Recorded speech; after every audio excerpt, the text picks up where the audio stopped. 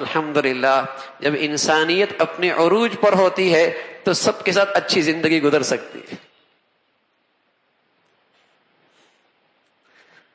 اخلاق کا حسن زندگی میں ہو تو سب سے مناسبت ہو سکتی ہے، اور اگر اخلاق نہ ہو تو خونی رشتوں کے اندر بھی ازواج زندگی کامیاب نہیں ہوتی. قریب والوں کے اندر زبان بھی ایک، قوم بھی ایک، علاقہ بھی ایک، خاندان بھی ایک، رشتہ ازواج زندگی ناکام. ازواج زندگی صفر. تو آپ نے 25 سال ایک خاتون سے ساتھ گزار دی، لیکن وفاداری کیسے نبھائی؟ سبحان اللہ.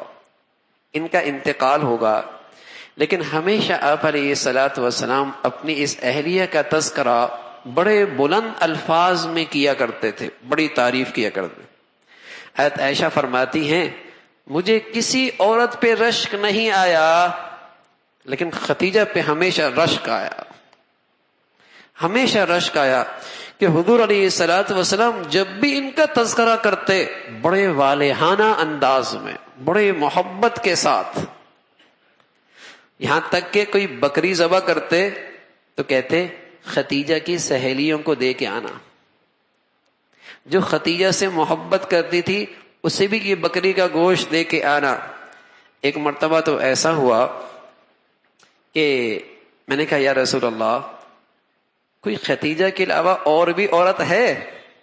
حضور علیہ الصلوۃ والسلام نے فرمایا انہا کانت وکانت، خدیجہ تو خدیجہ تھی، خدیجہ تو خدیجہ تھی.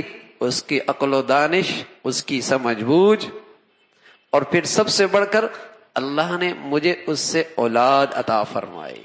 چاروں بیٹیاں آپ کی حضرت خدیجہ سے، حضرت قاسم اسی سے، حضرت عبداللہ جو نبوت کے بعد آیا جس کو طاہر بھی کہتے ہیں طیب بھی کہتے ہیں، یہ دونوں بیٹے بھی حضرت خدیجہ سے.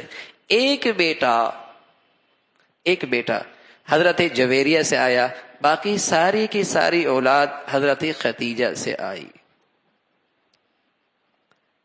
فرمایا حضور علیہ الصلوۃ والسلام اکثر ان کا تذکرہ بڑا والہانہ انداز میں کیا کرتے تھے، اور آج بوڑھی ہو جائے تو نظریں ہٹ جاتی، نظریں ہٹ جاتی ہیں. یہ سوچتا ہی نہیں کہ میرے گھر کی بنیاد میں اس بوڑھی ہی کا تو خون ہے، اسی کی تو محنت ہے، اسی کا تو ساتھ ہے، اسی کی قربانی ہے. لیکن بڑھاپا کیا آیا، بیچاری بیمار کیا ہوئی، اس کی نظروں کی وفا ہی ختم ہو گئی. اور کوئی نئی زندگی میں آ جائے تو اس کی ساری شکایتیں اس کے سامنے کھول دی جاتی.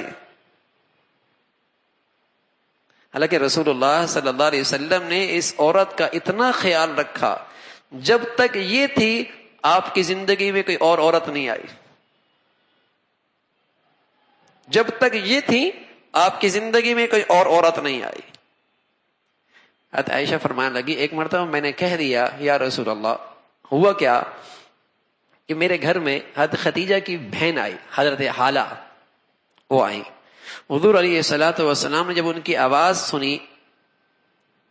سنی تو آپ کا چہرہ کھلنے لگا.